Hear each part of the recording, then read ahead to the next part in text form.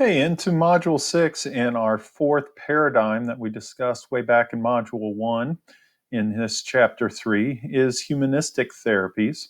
And what we see with Humanistic Therapies is that it is an alternative to the psychodynamic and behavioral approaches.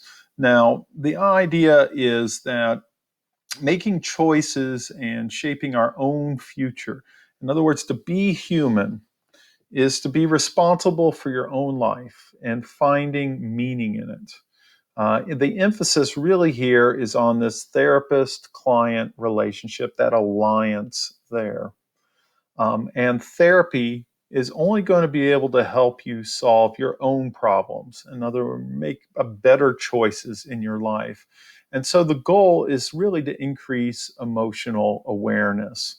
Um, the idea is that therapists encourage people to recognize and experience their true feelings.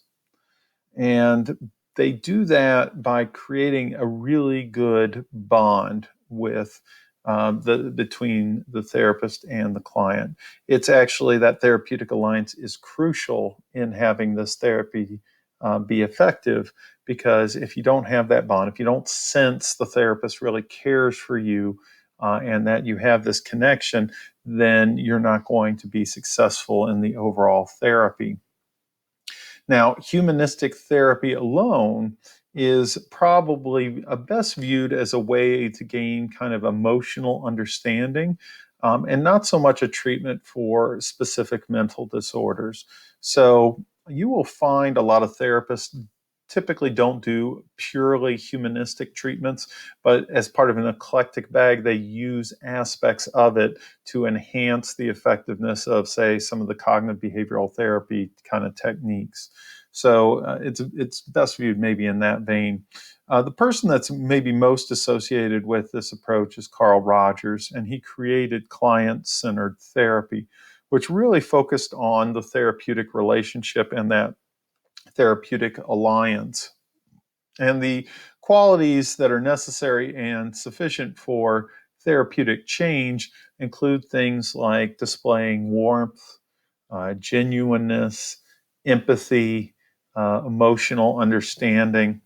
And as I'm talking about all of these things to you, I can't but help think about Mr. Rogers. If you ever had a chance to, Mr. Rogers was a host of a children's morning show for probably a good 30, 35 years, from the 1970s to the early 2000s. And he was definitely a very encapsulation of a humanistic kind of interaction with persons. So, by the way, Mr. Rogers is not Carl Rogers. Mr. Rogers was Fred Rogers.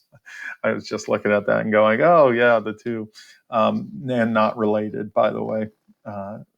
And one of the ways, though, that the therapist can really help and really help with the bond, that alliance, is do some self-disclosure. In other words, revealing a few of the personal feelings and experience of the therapist. And that's a way to help a client maybe better understand themselves, maybe normalize even some of the behaviors. If somebody was ashamed and thought, oh, there's something and this makes me bad. And then the therapist kind of says, well, no, I have these type of feelings also.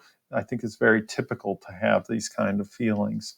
And what the humanistic approach is probably best known for is the idea of unconditional positive regard. And this is where you value clients for who they are and not really judging them. It's a very non-directive approach.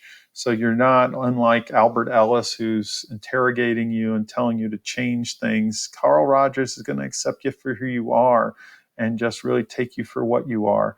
No matter how bad you view yourself, you're going to just find acceptance.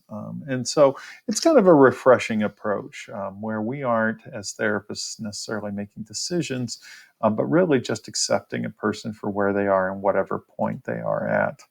And you can see this is kind of an overlay of the client-centered therapy. And anybody who goes on to graduate school to become a therapist is going to learn this technique. Like I said, it's probably not used exclusively by too many therapists, but it's certainly incorporated by, I would say, most. And you can see that combination of warmth genuineness and empathy that help form that kind of bonding agent. And then in the end, the hope is, of course, that since people are naturally good and we are now providing an outlet for them to be accepted, that they will then be able to move on in a more productive manner going forward. Okay, so that's Module 6 and the humanistic perspective and therapy. And next we're going to say, well, what is the deal with psychotherapy anyway? Does it do you any good at all? It's the research on psychotherapy, that empirical basis that we've been talking about a little bit here and there. That's coming up on Module 7. So I'll see you then.